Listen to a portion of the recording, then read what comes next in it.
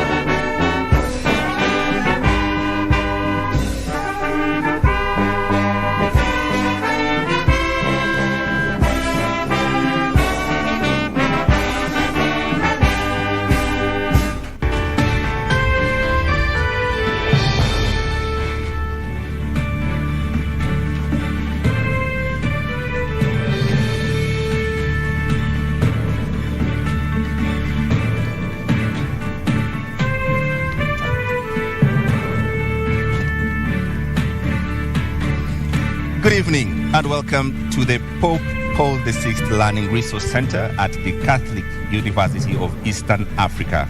My name is James Smart of NTV. And I am Sophia Wanuna of KTN News. Welcome to the second and last of two debates between the running mates of the four presidential candidates cleared to run for president in the forthcoming election. This is the fourth of 6 national televised debates organized through a joint media presidential debates initiative, bringing together literally the entire Kenyan media fraternity. The candidates participating in the debate have agreed to the rules and guidelines requiring them to conduct themselves with utmost decorum, address each other with respect, and extend honor to viewers watching this debate live across all Kenya's broadcast media platforms. Indeed, and the candidates in the debate have also agreed to adhere to the allocated time. Each candidate has 2 minutes to make an opening statement, 2 minutes to answer a question, and 60 seconds for a rebuttal. The topics have carefully been selected after a thorough assessment of the state of our nation and the sentiments of the regular Kenyan voters in various parts of this country. In line with the debate rules and the best practices, the questions we shall ask have not been shared with any of the campaign teams, neither were they discussed or formulated in conjunction with anyone. The questions are entirely our own. And an invited audience here, seated in the auditorium, has also agreed to the debate rules. They have been fully briefed that cheers, jeers, or any other form of noise is not permitted during the debate. We have to make the exception now as we request the audience to help us warmly welcome Honorable Martha Karua and Honorable Rigathi Gachagua to the stage.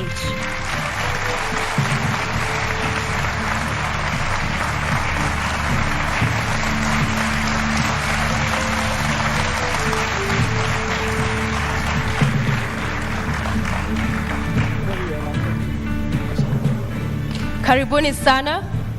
Honorable Rigathi Gachagua occupying podium 1 in order of that balloting exercise we just witnessed a few moments ago. You have heard the rules of the debate, and we look forward to a fruitful engagement this evening. We'll begin with your opening statement, Mr. Gachagua, in 2 minutes. Thank you.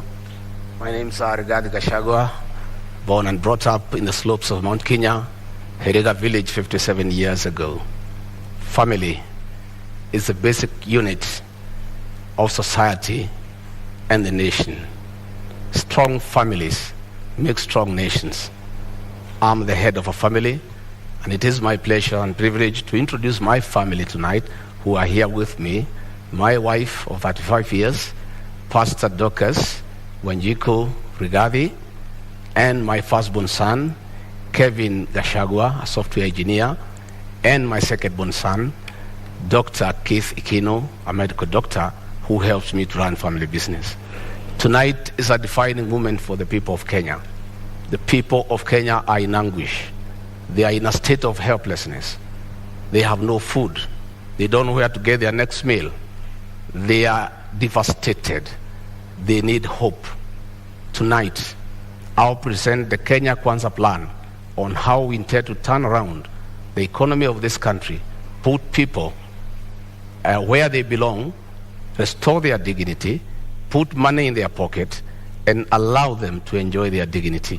I look forward to a very objective debate, no trivialities, issues, so that the people of Kenya have an opportunity to interrogate what we plan to do for them. Thank you very much. Thank you, Mr. Gachagua. Madam Martha Karua, karibu, now your 2 minutes for your opening statement. Thank you, Sophia. I was born and brought up in Kirinyaga, and I want to thank my parents, who are still alive, thank God, for instilling the values of honesty, hard work, community, and respect, values that hold good to this day. In this debate and in the audience, I have my family, my 2 children, Wawira and Edward, my grandchildren, 4 of them, my brothers and sisters, some of them, others are online. I represent the Azimio hope for this country. Azimio, together with Kenyans of goodwill, is out to rescue this country from the stranglehold of corruption cartels. This country can't breathe. We cannot get the services that people do require because monies intended for public service are going into the pockets of corruption cartels, who then become instant millionaires with huge bank balances.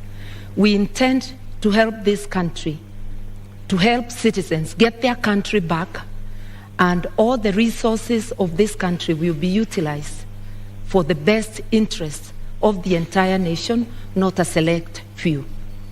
I am here to discuss those issues, and I am glad that my opponent is also talking of issues, which is what we have been calling for in our campaign. I'm able, ready, and willing. Thank you very much, candidates, for your opening statements. Let's introduce the elephant in the room and start this debate. The question of the deputy president. It has dominated public consciousness in the last 5 years. I'll start with you, Honorable Rigathi Gachagua. What kind of a deputy president will you be? You have 2 minutes. I come from a background of management. I have been in public service for 15 years. I've been in private sector for 15 years. I've been in legislation for 5 years. That gives a 35-year experience of public service and engaging with the people. I am a hard-working man. I'm very passionate. I have zeal to serve. I'm an active man. I wake up early. I don't take alcohol. I have all the time and the commitment to put my all to serve the people of Kenya. I have a very good idea of what I need to do to assist my candidate, Dr. William Ruto, in the management of the affairs of this country, give him backup, be available, move around the country to implement development programs, listen to the people, be available to the people, because we have the bottom-up economic model. It's about the people.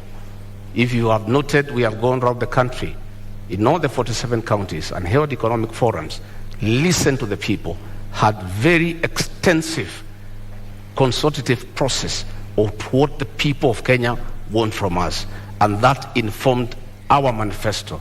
And we were not surprised that critics were saying our manifesto is too detailed and meticulous. It had to be, because it had to capture the issues, the aspirations of the Kenyan people, what they want us to do for them. And our manifesto is a clear plan that is informed by what the people of Kenya want us to do for them, to dignify them, to improve their quality of life, and to give them a chance to prevail and be men and women of substance. Thank you. Honorable Karua, the same question. What kind of a deputy president will you be? I'll be a deputy president who is respectful of the Constitution, of the people of Kenya, of my principle, and a person who will obey the rule of law and do the best to support my captain to deliver for this country. The oath of office dictates that the interests of the public are paramount in everything a government does. I will help my captain to stick to the rule of law, to ensure that what is in the Constitution is fulfilled. Our Constitution dictates that we adopt a social market economy where social justice is in the forefront. That is why Article 46, not 47, talks of socio-economic rights. You will notice that in our manifesto, we are talking about giving social support to those who cannot have any income, who do not at the moment have any income. And that's one way of fulfilling the promise of the Constitution and ensuring that Kenyans live in dignity, especially those who cannot afford the basics of life.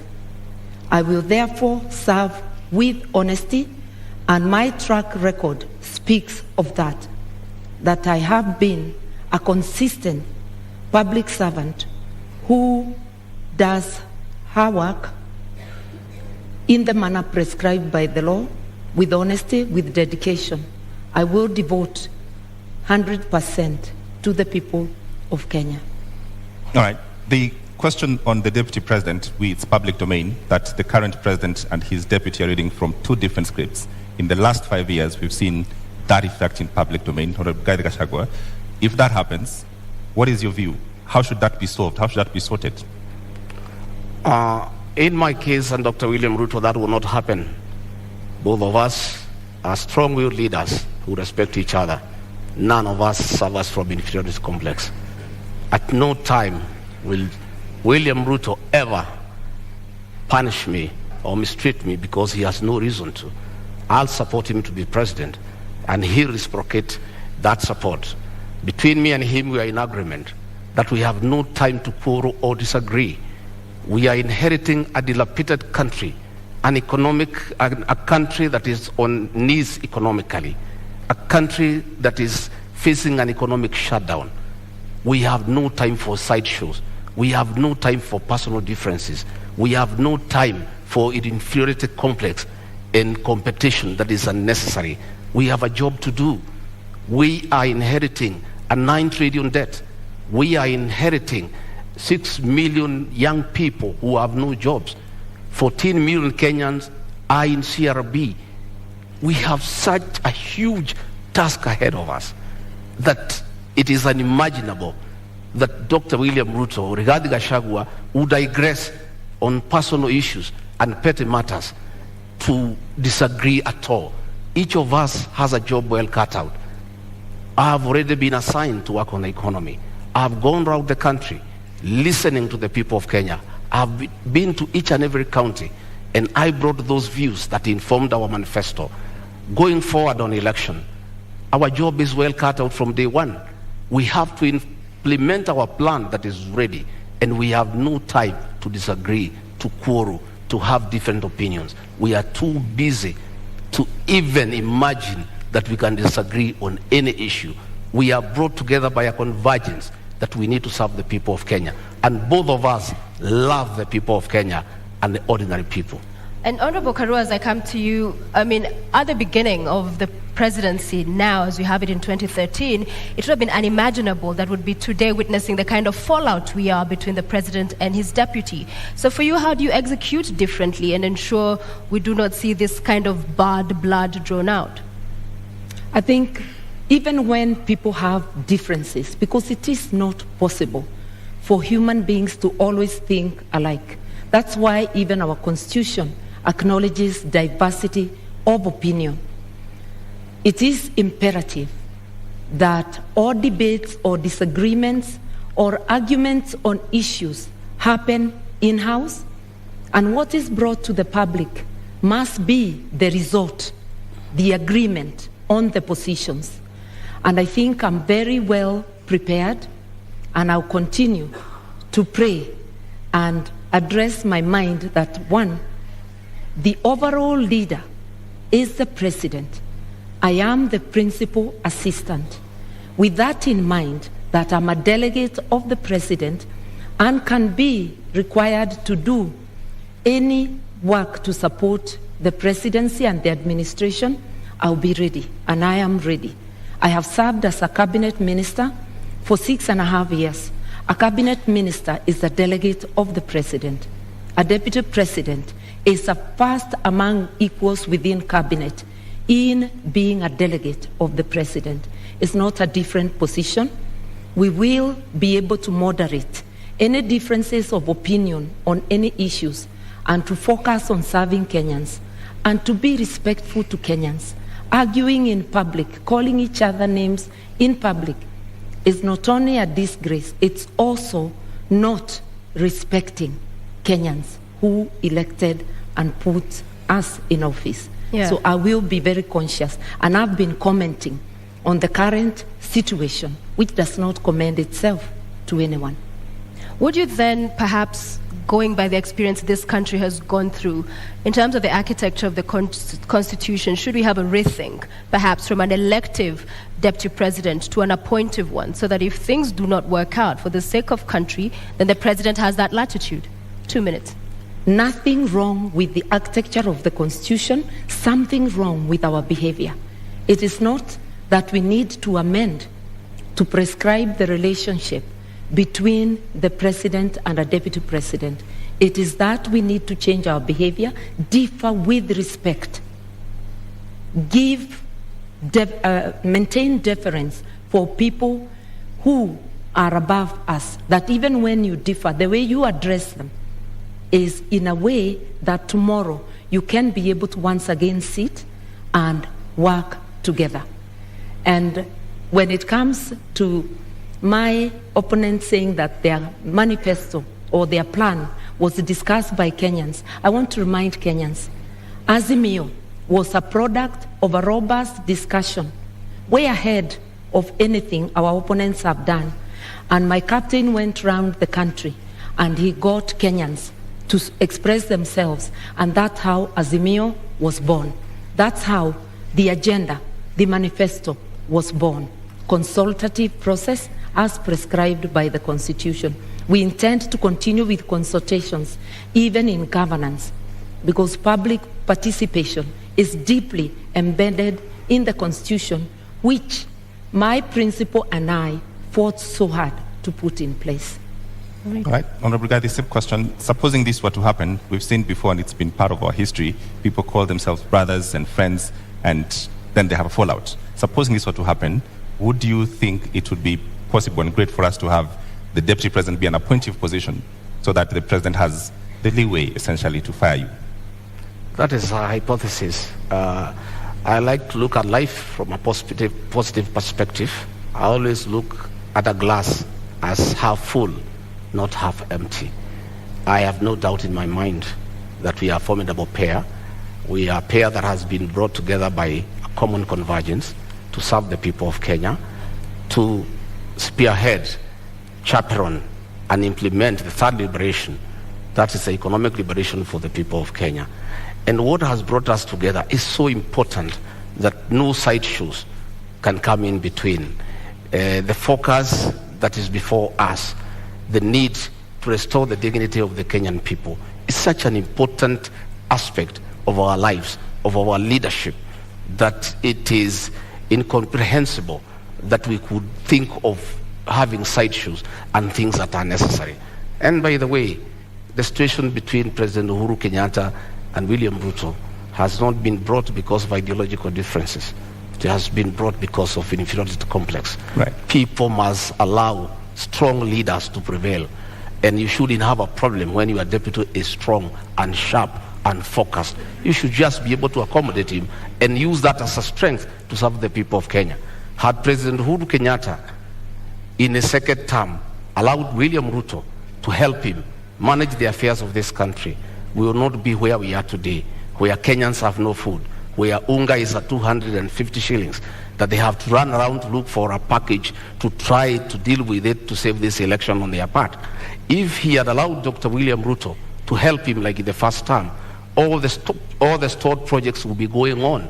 He should have used the strength of William Ruto and harness it and use it to augment his leadership and to strengthen it for the benefit of the people of Kenya. However, Honorable Rigathi, just quickly to follow up on that, we have seen Martha Karua in 2009, it was, resign after they disagreed with the president as a minister. You saw the former deputy governor Nairobi, when they could not work with the governor, again resign. So isn't it on principle that those who push for, if it doesn't work out? I don't think it is honorable to be a quitter. I think you must fight from within and pursue what you intended to do. When the Nairobi deputy governor quit, he left a vacuum in Nairobi, and that allowed President Uhuru Kenyatta to bring the military into the city. You know, because if he was there, the mess in Nairobi will not be. You cannot be a quitter. You must fight on. My sister, Mother Karua, quit President Mwai Kibaki's government when Kibaki needed him, when Kibaki was in trouble, when Raila Odinga was making life impossible for him. Mwai Kibaki needed Mother Karua. And at a time when Mother Karua needed to assist Mwai Kibaki, she quit. Mwai Kibaki is and has been the gentleman of Kenyan's politics, an amiable old man, a good man, a respectable man, a man who was listening to everybody. Any leader who could not work with Mwai Kibaki, I have serious doubt that leader can work with anybody else.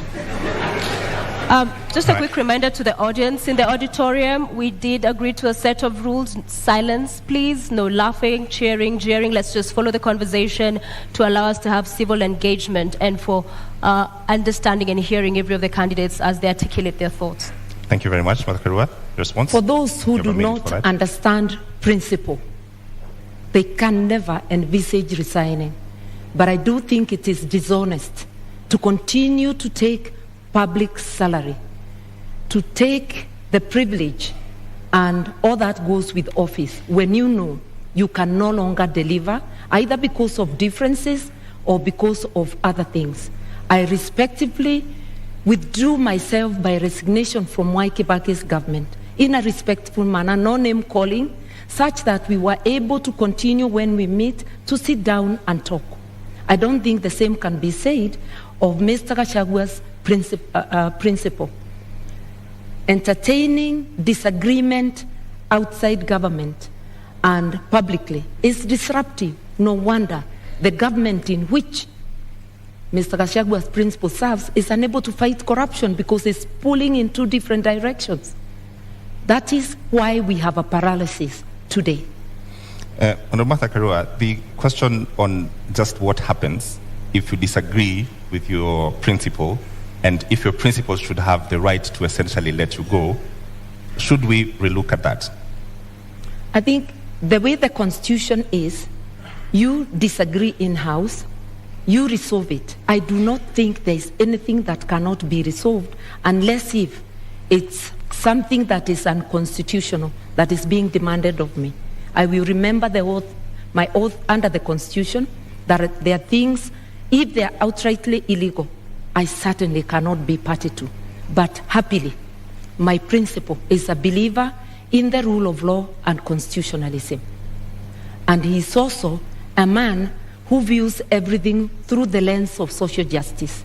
That is why we have a dignity package for those who cannot afford meals on their table. That is why we have Babacare to rescue Kenyans from lack of access to medical services. If you look at our agenda, you will see that this is an agenda that talks of the socio-economic rights of Kenyans, an inclusive agenda that has every Kenyan, whether poor or rich, as demanded by our Constitution. So I cannot stand here and honestly say that we shall have the same position on all things. That never happened, not even in Mwai Kibaki's government. But in 6.5 years which I served, I never publicly berated the government that I served or the president that I served. I just said my hands were tied and I withdrew. My principle differed with Mwai Kibaki, but all he said to the public is that I was not consulted. How they went back room and resolved, we never know. We only know they came out with a unanimous decision. That is what people who have respect for the public do. People who have respect for their offices do. But holding an office while not serving is dishonesty. Honorable Gachagua, the same question, realized didn't respond the last time. Should this position of Deputy President be an appointive position? No. In fact, the framers of the Constitution were very clear that a Deputy President needed to enjoy mandate directly from the people. Why Azimio cannot push William Ruto to resign is because William Ruto is not an appointee of President Uhuru Kenyatta. He is elected by the people of Kenya. If it was the previous Constitution, William Ruto would have been sacked a long time ago and replaced with Gideon Moi. And that was the plan. The plan was to provoke him, intimidate him, humiliate him, persecute him and his friends and his allies so that he could quit government and allow President Uhuru Kenyatta to appoint somebody from a family that they share the same issues and the same values. But because William Ruto was elected, he was able to hold on to his position. And he continued serving the people of Kenya when he was assigned duties by the president. The duty he has been allocated all the time without failure is to welcome the president and the Nyayo National Stadium. And he has done it in style because that is the duty he has been allocated. He has gone ahead to chair IBEC because that one the president cannot deny him. It is there in the PMF Act. There's nothing the president would have done. But the president chose not to allocate him duties. And the president has been crying that since he did not allocate him duties, his government has come to a halt. And nothing is going on. But he made a bed, he must lie on it. If you decide to chase your deputy away, a man who works hard, a man who knows what he's doing, and replace him with your friends, and then the country comes to a halt, you cannot go ahead crying that you have nobody to help you. He made that decision for his own reason. He wanted to push Ruto out, but Dr. Ruto stayed on because he enjoys a mandate from the people of Kenya. All right, Honorable Gachagua, Honorable Karua, I want us to move to the next topic this evening, leadership and integrity, fitness to hold office. I will begin with you, Honorable Karua. And in 2010, when you vied for presidency, you said, I do not share any values with the Prime Minister, then Raila Odinga, nor do I share his politics. Both he and the late Kibaki have been unable to root out corruption within their ranks. What has changed now that you're deputizing him? Indeed, the coalition government was unable to root out corruption in the second half. And I said so publicly many times. Raila Odinga was a presidential candidate in 2013. I too was a presidential candidate. My statement that they were unable to fight corruption did not indicate they are the ones individually perpetuating corruption. It meant there was corruption in government which they failed to act on. I believe that a combined ticket of Raila Odinga, Martha Karua will do the best to fight corruption. I resigned on principle because one of the things I felt let down on is the failure to tackle issues of graft. Raila was a prime minister, a co-principal, the president, the late President Kibaki was the first among equals as the president. Whatever dynamics, I do not know of. But it is recalled that shortly after that election, I worked with Raila. Na Kenya and I were friends of NASA, not NASA, of CORD. And we worked together until 2017 when I decided to run for governor and supported Jubilee. We have been able to work together. We have a history of working together in our 30 years of being in active politics, and I know that his policies align with mine. I did mention that we both view our actions through the lens of social justice, and that is what has drawn me to work with him. Just a quick 1 minute, I will add you on your time that when you said I do not share any values, you've addressed the issue of corruption and graft, but you do not share any values and even agree on his brand of politics. What do you say to that? Because values, this is... As of that time, I felt I did not share anything with him. And remember, we were candidates. There is no way you will praise the other candidate. But I can assure you that it is not because I thought he personally was responsible of any wrongdoing, nor did I feel that President Kibaki was personally responsible. But there were rogues within government they failed to act on. And I felt my hands were tied in the performance of my duties. And therefore, as I campaigned for myself, I actually was saying, look, you've been unable to fight corruption, just like the Jubilee administration under President Uhuru Kenyatta and Dr. William Ruto. And they are still in government together up to now. And we saw Dr. Ruto attending cabinet a week ago. They've been unable to fight corruption. You can't hold one side of government and say the good one is mine and the bad one belongs to the other person. That's doublespeak. Honorable Gachagua, just a moment. I think Honorable Mother needs to come through to the people of Kenya on being consistent. Honorable Mother is on record saying that Raila Odinga and President Uhuru Kenyatta should retire together. Not a long time ago. She seems to have changed her mind that they shouldn't retire together. In fact, that President Uhuru Kenyatta should continue governing through proxy, and Raila Odinga should purport to govern as a proxy of Uhuru Kenyatta. At what time did she change her mind? Because it's on record, she went public to say that the two of them should retire together. Now, she is the running mate of Raila Odinga. She's a project of Uhuru Kenyatta. The two people, she said they should retire together. She seems to have changed her mind.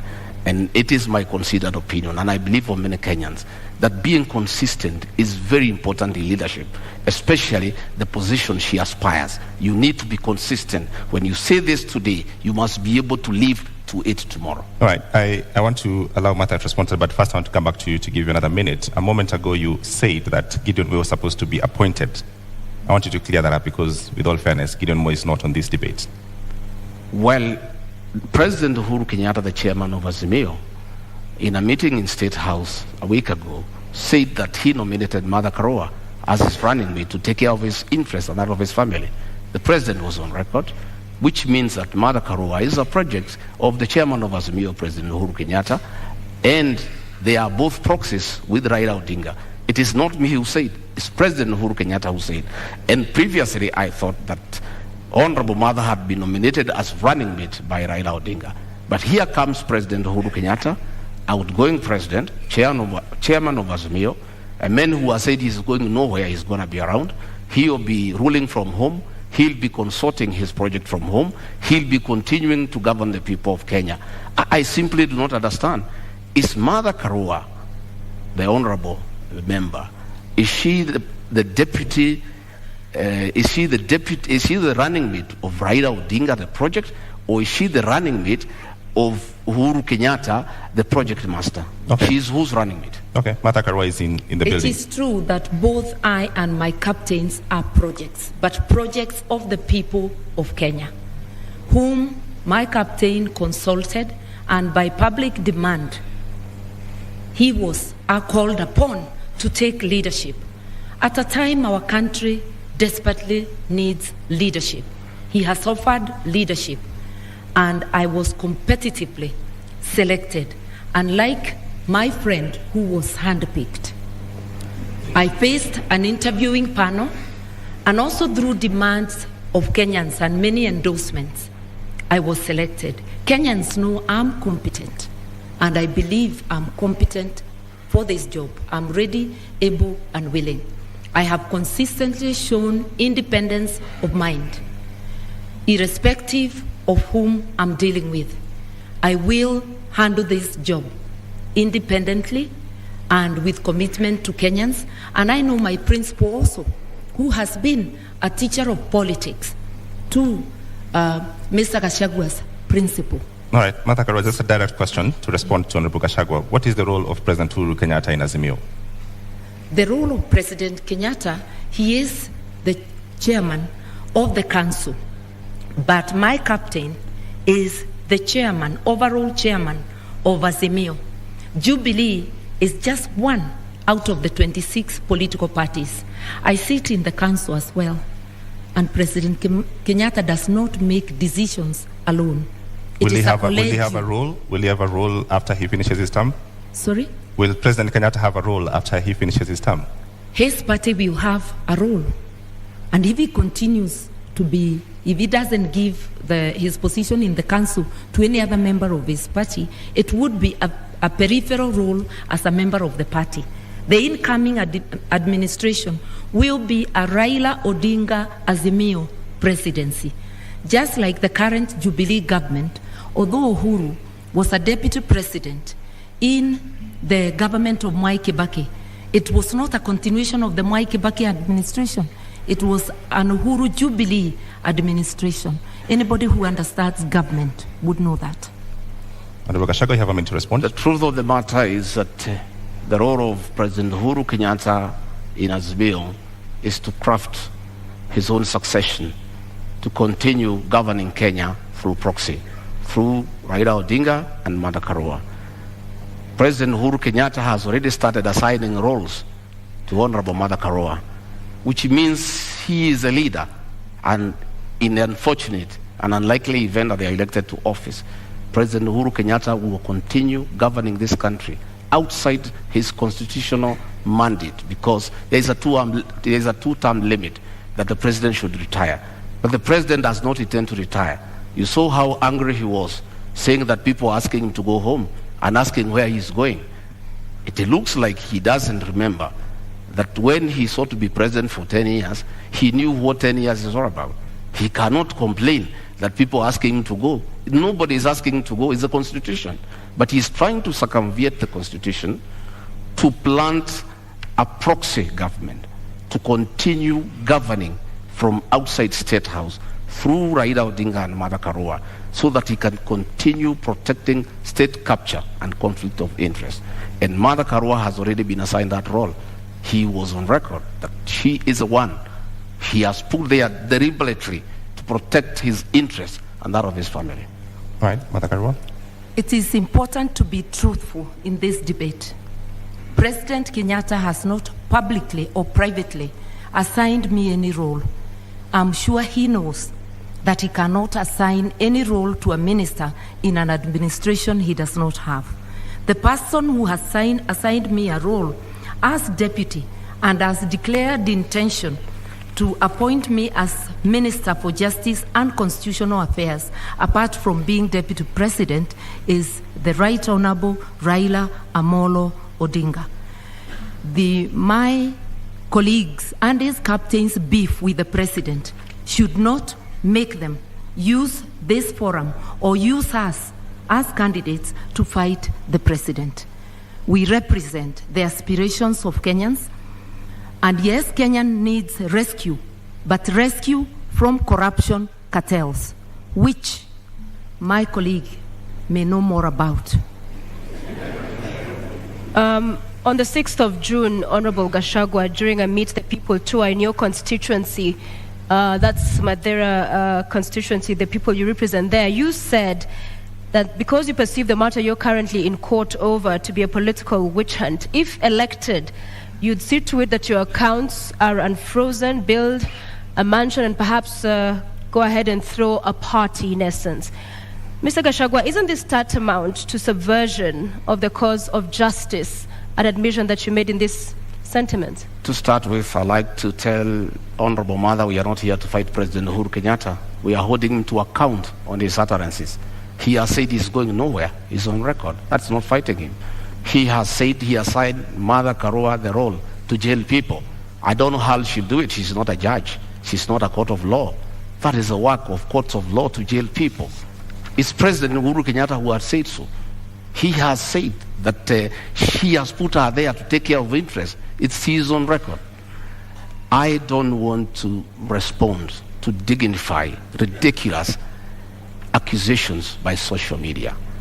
Social media people assigned by the state have been following me wherever I go in the Republic, including my homes, to listen to what I say and twist it. I told the people of Madeira, they asked me a question. Mr. Gachagua, you bought a farm here and you have started building a house. What happened? Now that you are going to be deputy president, are you still going to live here? I told them I stopped building the house because the state froze my accounts to intimidate me and to blackmail me to support the handshake. And that money is frozen. And I cannot use it. That is why the construction of a house stopped in this area. When the due process takes place and the courts will deliver justice to Rigathi Gachagua one day, and my accounts are frozen, I assured the people of that area that I'll come and complete that house and live with them. And I'll take time to allow them to come and visit me. They asked me a secondary question. As deputy president, will you allow us to come and sit with you? I said, yes. I'm a junior elder in this community. I'll have time to sit with my fellow men over food, over a drink, and we share in the African way. I say the women in this area will come and sit with Mama Gachagua and have kesha, because my wife is a pastor and she likes doing kesha. And the women wanted to know, will they be allowed to come to the home of the deputy president to have kesha with Mrs. Gachagua? I confirmed yes. I'll be deputy president, but I'm still the same old guy who hangs around here. A very generous person who spends all his time with the people. All right, Mr. Gachagua, you have a national audience. What is the source of the money that was frozen? Because that is the context. Pardon? What is the source of this money that was frozen? I have said many times that I'm a victim of blackmail by President Uhuru Kenyatta, whom I served as personal assistant. President Uhuru Kenyatta wanted me to abandon William Ruto and join him in fighting him, and I said no, because he didn't give me a good reason. And he blackmailed me. He sent Nancy Gitawe, his advisor, to threaten me that if I don't abandon William Ruto and join him, I'll face the music from the state. Honorable And Gachagua, one problem started after another. They froze my accounts, KRI froze all my companies, then they arrested me on trumped-up charges for 1.5 years, no evidence in court, nothing. I'm a victim of blackmail and persecution by Uhuru Kenyatta using the state criminal justice system to manage politics and deal with those who don't agree with him. Honorable Gachagua, with all due respect, you not answered my question. What is the source of the money that was... The money that I have is well documented. I am an astute businessman. This is money that I made during the reign of Mwai Kibaki when the economy was thriving. I made over 200 million and invested in an account. And that account has been running for the last 8 years, and nobody has ever asked me a question. In 2013, when I supported Uhuru Kenyatta, I still had the money. In 2017, when I supported him, I still had the money in my personal account. This is money I have accounted for. It's clean money. I am a good businessman. And in the fullness of time, I'll be vindicated. All right, Mata Karua.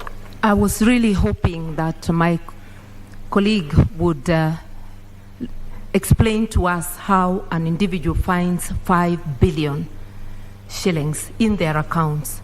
But I hope one day Kenyans will be able to know money that was transferred to his accounts in the last 10 years of the Jubilee administration. But that's for him to account. I believe as leaders, we have to be accountable. That is why there is declaration of wealth, so that as you enter office, people can know how much you are worth, and as you exit, or in the middle, they can monitor and see how you are progressing, whether it is from your salary, and if it's from business, it has to be a business that can be ascertained. I think we really need to come clean, because if you cannot account for your wealth, you cannot be a good steward of the money of the people of Kenya. So this is a question to both of you. You've brought up the subject of wealth declaration. Yeah. What are you worth, Honorable Karua? I think about just about 150 million, and that is because the 56 million I had declared in 2013 has appreciated because of the inflation. I haven't had any new properties, but I'm a person many may not understand. I'm not thirsty for land. I'm not thirsty for worldly goods. I'm happy to have a house I call home. I'm happy to have a house in my father's land. I do not look for property. Not everybody is hungry to amass.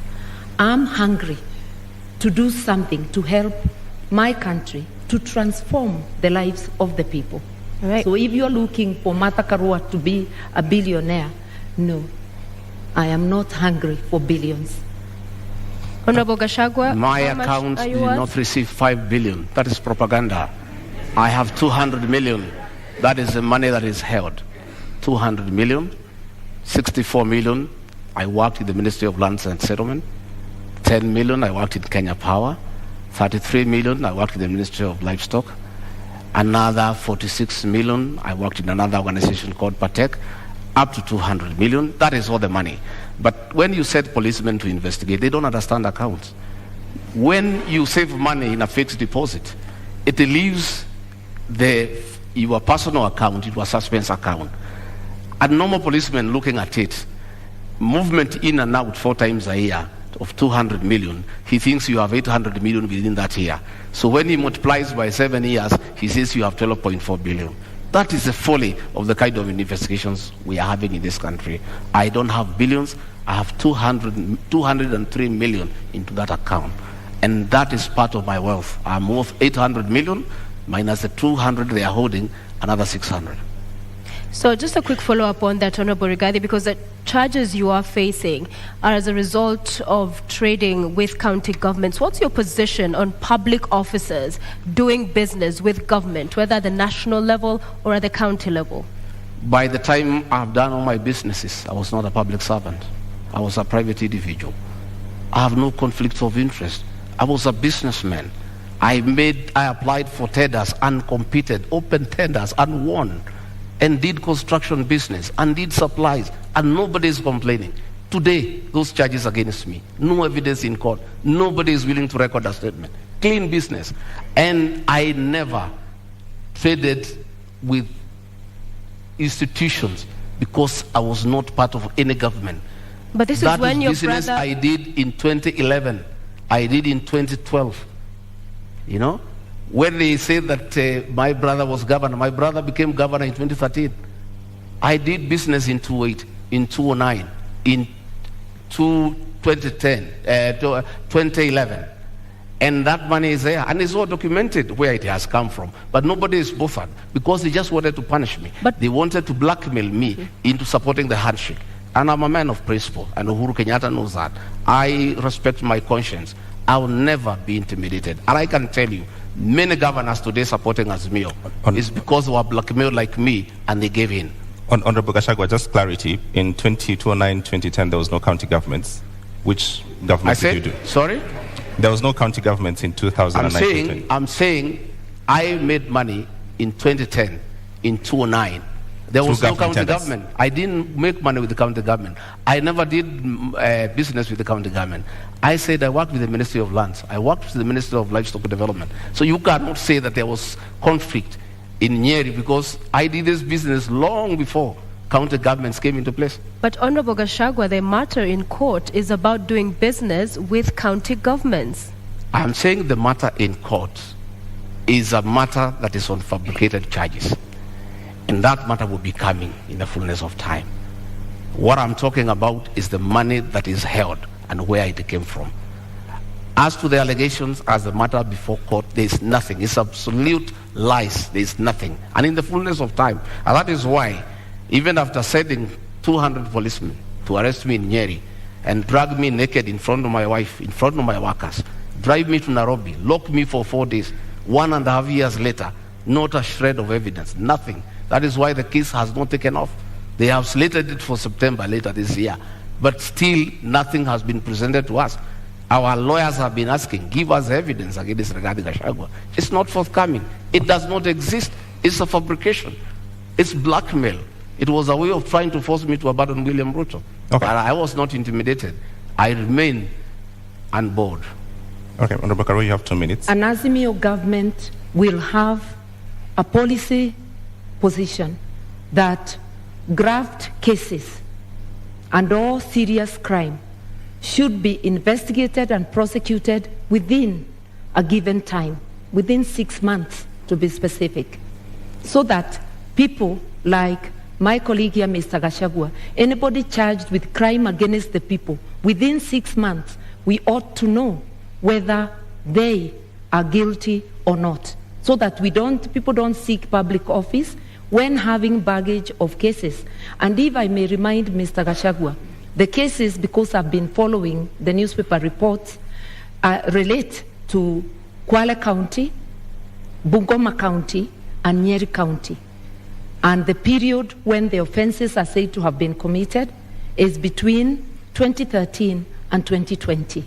So it is important, even from a personal position, that a person gets cleared and that you do not instruct advocates to delay the cases, because what we are having in our courts is really a circus, where one is charged, you are holding public office, you continue holding public office, elections come, and now we have seen new language in the courts that to allow them to campaign, the case is further delayed. Kenyans need to know, and even the person accused needs to know, so that they do not give excuses. We have repeatedly said with my captain that whether it's my daughter, my blood relative, or a member of the opposing camp, the law must apply equally to all.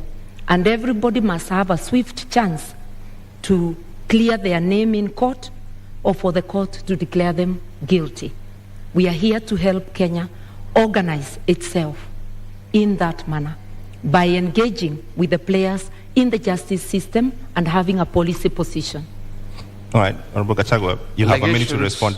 For clarity, have you done business with county government? Allegations remain just allegations. Honorable Mother knows, and I'll never take her on allegations. A British newspaper accused her of receiving a bribe from BAT, but I cannot come here and accuse her that she's corrupt because of that allegation. Because an allegation is an allegation. The people of Kirinyaga have been complaining that she used her office as justice minister to take land in South Gariama and give it to her relatives. But that is just an allegation. The issue here, Sophia, we would like the issue here, hang on, is that we need to allow. Would like to remind the members of our audience to please do not cheer or jeer and allow our candidates to present their issues. Please go ahead. The issue here is that we need to allow independent institutions to fight corruption. President Uhuru Kenyatta has cried inability to fight corruption because he was lenient.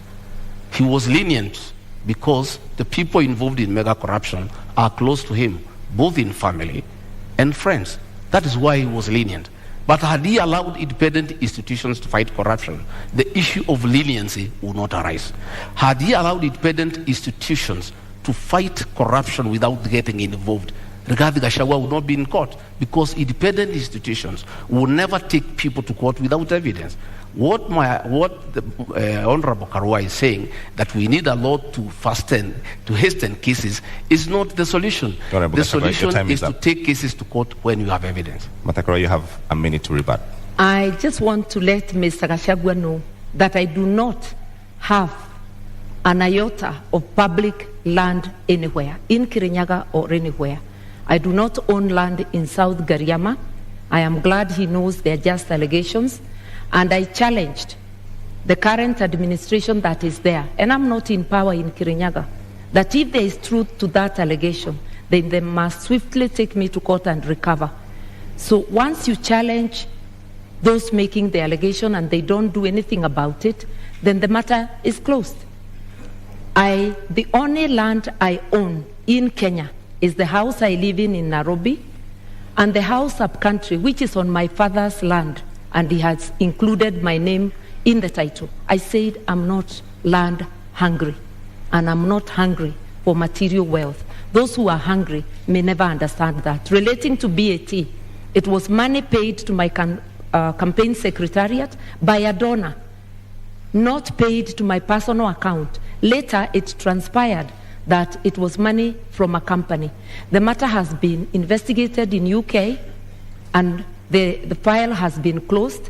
I also challenged the DPP of the government Gachagua's principal serve in 2016 to investigate and prosecute me. Right, so those matters are allegations. Thank you very much. Time is up. But now that we're talking about funds, you all are traversing the country with choppers and legions of teams. How do you finance your campaign, Honorable Gachagua? How much does it cost? Pardon? How much does it cost to finance your campaign? Pardon? How much does it cost to finance your campaign? Oh, the sound is not working here. Sorry. I can't hear you properly. I apologize for that. Yeah. How much does it cost to finance your campaign? Well, it's difficult because we don't have a centralized command. Our campaign, we are raising funds from people, and mostly is in materials, is in donations in terms of choppers, in terms of vehicles, in terms of fuel, in terms of personnel. And really, what you need in terms of cash is not much. This campaign of Kenya Kwanza is bottom-up driven.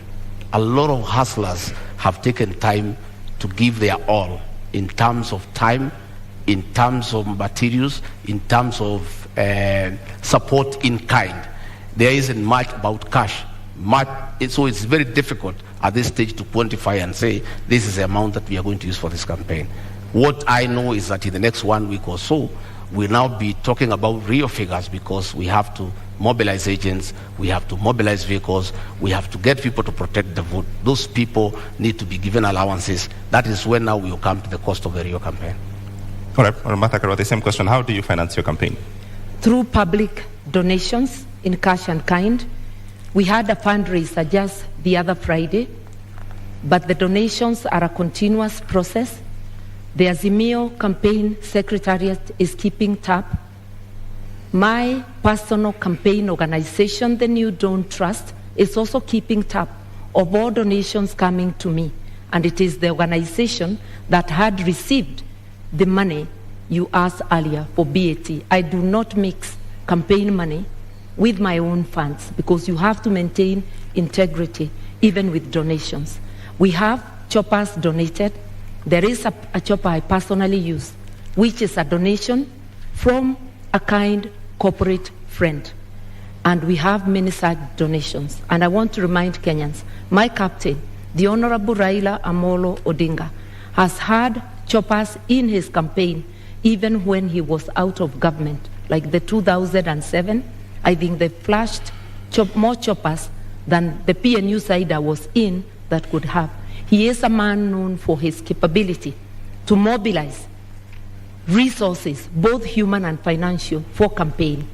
And I'm very lucky to be his running mate. Talk to us, Honorable Gachagua, about corruption and election campaigns financing. A lot of opaqueness there, clearly, even from this engagement, and laws around politicians being accountable and there being an eye inside what's going on have not seen day of light. So what are your thoughts? Is there any nexus there? Well, campaigns, and you really cannot control the nations because people support a certain candidate for a certain reason. And it behoves upon the candidate to receive donations that are well-meaning and donations that are not tied to your win and what you need to do for people after. And that is the basis of our campaign. I personally have many friends who are supporting me. They have not demanded anything for me in return when we form government. They think we have got a good plan. They think that we need to be given an opportunity to run this country and turn it around. They think that the real thing is the economy. They think that they need to help us to move around the country. And they are well-meaning. I wouldn't say the same of my colleague here because their campaign is being run with the public resources. You are aware that the PS Interior has been meeting chiefs and assistant chiefs who are public servants and give them instructions to work for Azimio. You have seen their meetings being attended by chiefs in uniform. That is misuse of public resources. We have seen funds from Harambee House, from the confidential expenditure, being put into this campaign. Many of the town hall meetings they are holding in the Mount Kenya region, all the delegates are given 1,000 shillings to go home. And that is money from public coffers. Do you have evidence of this? Oh, yes. We have photographs, we have recordings, we have audios. They are there. We are always well appraised because many of those people who go to receive that money are actually our supporters. And they say they don't want to allow the elephant to die with the tusks. They need to remove the tusks before it is dead. That is what is happening. And public servants, the Cabinet Secretary for Interior, is on record campaigning for Azimio. The Cabinet Secretary for ICT is on record campaigning for Azimio. These are public officials. They are public, they are paid with public money, but they are campaigning. That is misuse of public resources. And my colleague here, who says he's a stickler of the rule of law, has not condemned that because I would want her to condemn that because she says she's a stickler of the rule of law. And if she finds public resources are being used to propel her to office, she should be bold enough to say that is wrong. She should speak out against the misuse of chiefs and assistant chiefs by the PS Interior to campaign for her and her boss. Okay, Honorable Karua, just to build on that, all corruption scandals, Eurobond, Kimarer, Afia House, Kemsa, do find a dotted line into politics. As you respond to this question, how does Azimio and yourself going to deal with these questions that we have to deal with now? May I begin there by saying that Azimio government is very clear on what it will do. Both my captain and I have repeatedly said there will be no sacred cows.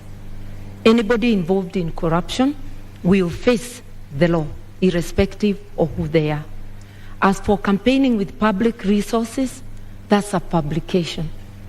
What I know is that every presidential candidate is entitled to security.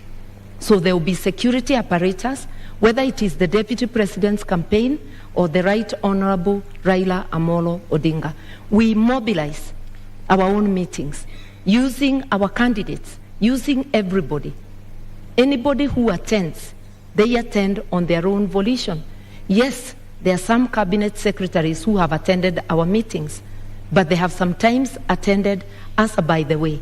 When they attend deliberately, it's of their own volition, and it's not because we need them to mobilize. Let nobody forget that there is no political operator who can mobilize more than the Right Honorable Raila Amolo Odinga. I also personally do not need help to mobilize. I've been in this game for 30 years. When Mr. Gachagua was still a DO, I was in politics. All right. You have a response to that? 1 minute rebuttal? Well, I have no rejoinder for that. My request is that it's about time we move to the real issues that the people of this country need to know. What is our plan? We have talked many issues, and that is a good thing. But the people of Kenya need to know, what does Rigathi Gachagua and William Ruto have for them? I'm hoping that debate will come around tonight, because it's important. Because many Kenyans are glued to the screens. They are waiting to hear. They want to know about health. They want to know about education. The public service wants to know about their issues. The police service wants to know about their issues. There are many people waiting, and I think I am guessing they must be getting information. Honorable Gachagua, we are getting to that, and corruption is a big issue in this country, where public resources... Corruption must be fought, and the real corruption is state capture and conflict of interest. What is state capture? State capture is where the people in power compete with citizens for scarce resources, where the people in power use their position to advantage themselves to get business unfairly, where people in power allocate resources to projects where they have an interest. I have an example. In the year 20,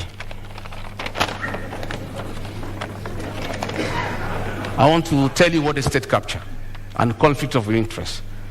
This is a Gazette Notice Legal number 1112, dated 26 June 2019. In the exercise of powers conferred by Section 106 of the Stamp Duty Act, the Cabinet Secretary of the National Treasury and Planning, on the recommendation of the Cabinet Secretary for Lands and Physical Planning, directs that the instruments executed in respect of the transactions relating to the merger of NIC, PLC, and Commercial Bank of Africa shall be exempt from the provisions of the Act.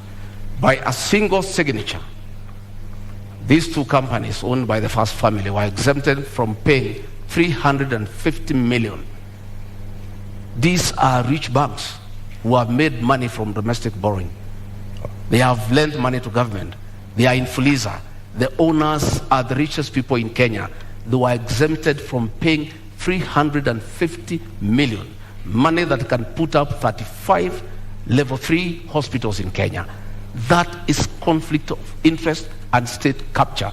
That is chronic corruption. It's worse than the corruption associated with public procurement. And that is what we must deal with. Okay. We must deal with state capture. We must deal with conflict of interest. There is a railway line between Nairobi and Nyanyuki that was put up at a cost of 3.8 billion. That railway line serves one company that supplies fuel to Nyanyuki. All right, Honorable Gachagua, thank you very much for this. Unfortunately, I cannot authenticate this document. You asked me what is state capture. I'm giving you time, but I cannot authenticate the document that you just read right now. So I've seen in your manifesto that you would put a commission to investigate these crimes. Would you go after the first family? We will not go after anybody. We'll go after all those who are in state capture and conflict of interest. Who are they? But what are you saying? That will come out in the commission.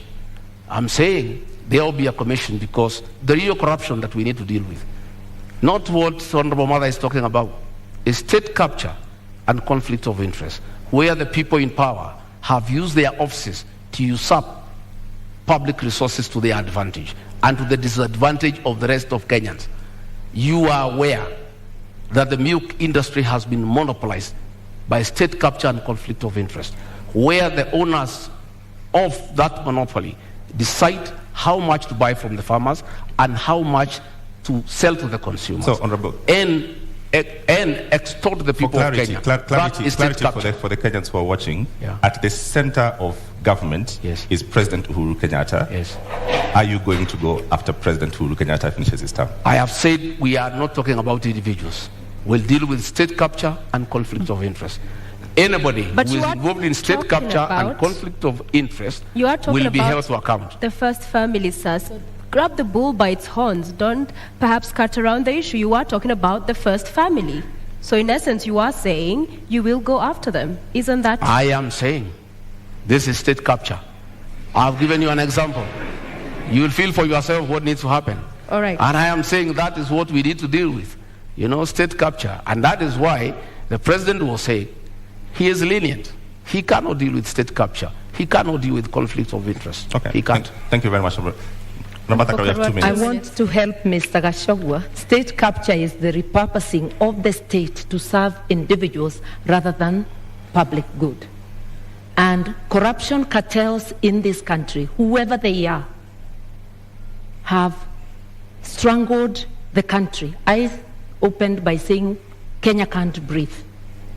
Our health services, their money is taken.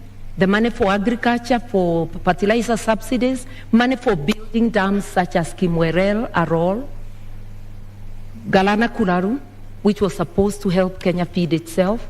That is what state capture is about, that every penny intended for the public, a majority of it is ending up in people's pockets. This is not about families or individuals. It's cartels, and cartels are organized people, gangs of criminals, because what they are doing is committing crime. And you don't need a commission to punish crime. You just need serious law enforcement. And if you find roadblocks, that cases are taking too long, then Parliament can be used to do its work, to consider proposals from the government, to pass laws that fast-track such cases. We all know that election petition cases take 6 months. Why can't corruption cases similarly take such a period? That is the debate that must go to the National Assembly. Mr. Gachagua serves in the National Assembly. I have not heard him talk about corruption except when defending his own position in the case he's involved in. In contrast, I'm out of Parliament. I've been vocal, whether it's KEMSA, whether it's any other corruption. And I've also been vocal in upholding the rule of law and reminded my brother, President Kenyatta, that he cannot serve beyond his term, a position he holds at this moment, that he is going home. So, Honorable Karua, do you agree then that there's state capture in Kenya? And secondly, what do you make of their proposal to form a commission of inquiry into the same in Kenya if elected? That just expresses their reluctance to fight corruption. In fact, Mr. Gachagua's principle is captured on tape in an interview in this country, saying that he doesn't think corruption can stop a nation from developing. With what money will a nation develop, invest, or even provide services if the corruption cartels are taking 2 billion shillings a day, which translates to stealing 40 shillings from every person? In an average household of 6 people, that's 240 shillings, 2 packets of unga at the discounted price of 100. Kenyans need to understand. They're hungry, they're without medical service, without fees for their children, and without free education, because corruption cartels are strangling the nation. That's why we can't breathe. Once we understand that, then we will vote for people with a track record, like Azimio, people with the will to fight corruption, people who are prepared to confront the monster and to apply the law evenly, irrespective of who is mentioned. So do you believe we have state capture in Kenya? There is state capture, yes, by corruption cartels, organized criminal gangs who plunder our resources daily.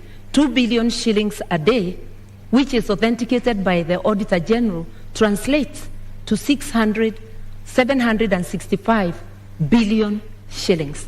The amount of money we need for the social support is just 144 billion. The rest can be used to pay debt, to do other things. We intend to seal all those loopholes so that Kenyans can have advantage of their resources. Honorable Karua, the names of every corruption scandal, Kimura, Kamsa, Eurobond, they're all government officials. Yes. How do you deal with that? That is where the state capture is coming. If you look at them, it's not about families, it's about individuals who choose. Because I keep saying no mother has baptized their children the name corruption. It's a behavior an individual deliberately chooses. And state capture can even become a tool during elections where empty promises are given to entice Kenyans to further surrender their sovereignty to corruption cartels. I'm urging Kenyans to look at the track record of each of the formations that are seeking the presidency of this country. I am confident that a reasonable look at the candidates present, as Kenyans will commend themselves to vote for Azimio. And Azimio will do the jobs, not because we are perfect, but because we have the best track record and we do try and have tried before and done good work for Kenyans. All right, Honorable Gachagua, you have 2 minutes. I don't know. I don't know whether the Honorable Mother has taken time in their meetings with the chairman of Azimio to ask him. He said he is in charge of this country. He knows everything that goes on. Then we went ahead to say that 2 billion shillings is stolen daily. I don't know whether in her meetings with the chairman of Azimio, she has tried to find out from him who steals this 2 billion and why he has done nothing about it. In terms of fighting corruption, our manifesto is very clear. Our plan is sound and is in accordance with the Constitution. Our plan is to allow independent institutions that fight corruption to be really and truly independent by giving them that freedom and giving them resources and financial autonomy so that they receive instructions from nobody. On assuming government, we shall appoint the Inspector General of Police as the accounting officer of the National Police Service so that himself and the DCI have independence to do what they need to do on fighting crime and corruption without having to take instructions from anybody. Because you know, this, it is said, he who pays a piper calls the tune. Why the Inspector General of Police and the DCI cannot fight corruption and crime, why they cannot operate the way the Constitution spells out, is because they are controlled from Harambee House, because that is where their money is. We shall give them financial autonomy. We shall operationalize the judiciary fund to allow our judges and magistrates to operate with financial autonomy so that they are free to do what they want to do, so that they can fast-track cases without having to look back. And of course, you know, President William Ruto, the new president of Kenya, God willing, we appoint the judges that were nominated by the Judicial Service Commission so that they can serve the people of Kenya. Right. Honorable Karua, do you agree that lack of independence in these institutions is the problem Kenyans are facing in the criminal justice system? The Constitution gives all these institutions independence. And independence and autonomy should not be confused with accountability. Parliament, which is independent, has to be accountable to the people of Kenya. The executive has to be accountable to the people of Kenya. The judiciary has to be accountable to the people of Kenya. Institutions have decisional independence, that a judge will be independent in making that decision of guilty or not guilty, that the director of public prosecutions will be independent in deciding to charge, to prosecute or not to prosecute. It doesn't mean that they fail to account to the people of Kenya. And that is most of our leaders are failing to do, be accountable to the people of Kenya. You go to office to do your own business, where you will find that quite a number of people who are parliamentarians are trading with the counties, are trading with the government. So who is the watchdog of the people? The law forbids it. Conflict of interest. Going to get county work from a county government when you are a member of parliament who is going to be the watchdog? A quick follow-up Those are the on that. issues. Yeah. Because the proposal on the table in Azimio is that if you are elected into office, then you'd also double up as Minister for Justice. Yeah. Wouldn't that go then to entrench that kind of feeling of interference from the executive? Because these are independent institutions, yes, but even if it's facilitating and good workflow, there's the NCAJ that handles all of the issues around that chain of criminal justice. So wouldn't that role, in essence, be seen as interference as well? Not at all. The Minister of Justice doesn't prosecute. This is a coordinating ministry, coordinating the entire justice sector. And we had such a program even during the Kibaki time, known as Justice Law and Order Sector, to give policy direction. Then each institution goes and works on its own. It's not about how that institution will do its work. It's to understand together the difficulties, the roadblocks along the justice sector, so as to make proposals for legislation and for policy to Parliament. Remember that policy and legislation are passed by Parliament. Government institutions are independent, but they cannot act alone. There must be some synergy, and that synergy is in policy. Then they can have decisional independence. I've been a Minister of Justice before. I didn't investigate or prosecute. All right. I want to move to the next topic, and let's go to the cost of living. One of the charges against politicians in this country is that they're simply out of touch and you're unable to solve the problems that we face. I'll give you an opportunity tonight, Honorable Gachagua, to start to make your presentation on cost of living by first telling us what is the cost of milk today? The cost of milk, Retail. the farmer sells at 42. At the supermarket, some places 120 per litre, others is 130, depending on where the supermarket is. Kerosene? I don't go to the supermarkets. Okay. What is your presentation tonight on dealing with the cost of living, knowing very well that... I want to say, I'm happy now we are where we need to be. Audience, please maintain silence. And for the record, issues with what we've been talking about throughout, these issues impact on how we fund the projects and all of these other subsidies we'll be talking about. So there's no non-issue tonight. What I'm saying is that I'm happy that we are discussing the high cost of living, the inability of Kenyans to buy food, because a mistake was made maliciously to deny farmers fertilizer subsidy, and as a result, there was low production, and because of the law of demand and supply, you cannot afford a packet of unga. A packet of unga is 250 shillings. Government is running around because of this election now, trying to subsidize for 4 weeks, just after the elections. But they are not telling the people of Kenya how they'll buy food after the elections. This is being done to entice them to vote for Azimio. If government had done the right thing and supplemented farmers with inputs and fertilizer, they would have increased their production. You know, we consume 46 million bags of maize, and we produce about 40 million every year. We normally have a deficit of about 6, which we import.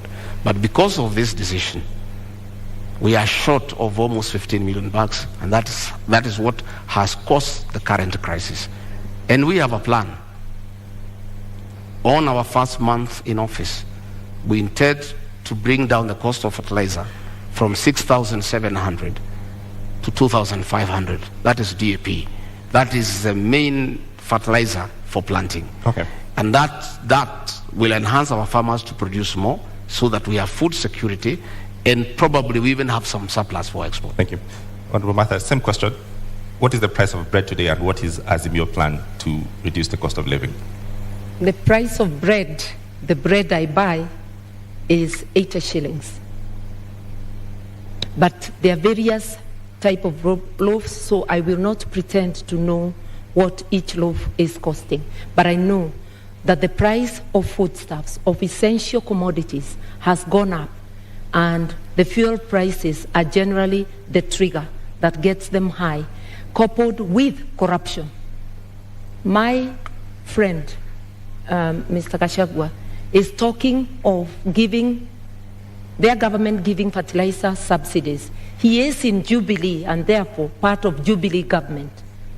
He is in parliament courtesy of Jubilee, but he doesn't know that currently the Jubilee government has a fertilizer subsidy and a bag is retailing at 2,900. The only problem is with the distribution because the cartels are making sure that they buy most of it. Only a paltry gets to the farmers. It's again sold at the higher price. For us, the first, second, and third agenda is to fight corruption. Governments have subsidies to cushion farmers and to cushion the people because of a series of things. We have war in Ukraine, which has seen foodstuffs rise for countries that are not self-sufficient and buy outside, Kenya being one of them, fertilizer and other things.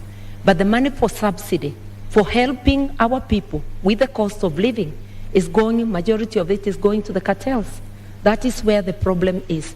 The money meant for Galana Kulalu irrigation scheme, which could have helped with our food reserves, was stolen.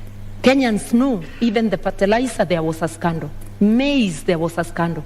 Kenyans know who are responsible for those scandals. And Mr. Gachagua is also aware. And together with his captain, they may know more. All right. Since mother, who is actually my mother, my late mother is Mother Karigo. Since she joined government, she has been consumed by the lies of the same government. If the honorable mother moved around the country, the lie she's giving here that fertilizer is 2,500, she will be feeling sorry. If she went round to Kemunye, her hometown in Gishogo, the cost of DAP is 6,700. The cost of CAN is 5,900. The cost of 17 is 5,800. The cost of 20 is 5,900. And the cost of urea is 7,200. That was just a lie by the Minister for Agriculture. There is no fertilizer that is available for 2,500. You can walk around to any shopping center, including our hometown. These are the costs of fertilizer. And I want to say, let us stop deceit and lying to the people of Kenya on national television. When my sister here, mother, tells the people, farmers, that fertilizer is 2,500, they start having very serious doubts about her credibility as a future deputy president. Because if she can come here on national television and give prices that are not true, when people are suffering, when people cannot buy fertilizer, her credibility is put into question. I've indicated that the subsidized fertilizer, he's correct, is not available at every retail shop, but it's available at the stores of at the depots of National Cereals and Produce Board. It is a project of the Ministry of Agriculture. I've heard the minister talking about it, and I know of farmers who have accessed it, but I know, and I have stated, it's riddled with corruption and it's not getting to the people. The honorable thing Mr. Gachagua could do, when you are not aware, you just say you are not aware. You just don't dismiss things as lies when they're happening. The problem with Kenya, money meant to cushion farmers, to cushion consumers, is going to corruption cartels. That is a big problem, and which, as the Mayo government, will rescue Kenyans from. All right, I'm going to give you all 1 minute each to talk to first 100 days on how you'll deal with the cost of living. I'm aware 100% there's no fertilizer anywhere for 2,500. I'm a bottom-up man. I move around this country. It's simply not available. In the first 100 days, we want to do several things. One, bring the cost of food down, bring down the cost of living, bring fertilizer subsidies from 6,700 to 2,500. How will you do that, sir? We'll provide funds for that. These funds that are being proposed now for bringing the packet of unga down for 2 kg is what is supposed to go to fertilizer so that we have a long-term solution. The other one is not sustainable. It's a short-term thing for the elections. We have a plan to focus on primary health care, where community health volunteers are given an allowance to boost their morale and increase their efficiency to deal with preventive medicine as opposed to curative medicine. We have a plan to employ 116,000 teachers within the first 2 years so that we can deal with the shortage of teachers. For that? I will explain to you. I have explained to you that we are stopping wastage in public spending. We have had a lot of projects that are not planned. Okay. We have legacy projects that are of sentimental values to leaders, but have no meaning to the people of Kenya. Thank you, Honorable Gachagua. Yeah. So, your minute. I want to first say that we in Kenya do not have a revenue problem. This year alone, we collected over 2 trillion shillings, the tax man that is. We have a problem of expenditure, non-priority expenditure. That is what we are going to curb. In relation to fertilizer, the subsidies are already in place. It's a question of ensuring they work for the people. It's ensuring that the subsidy for unga continues to the time there will be harvest.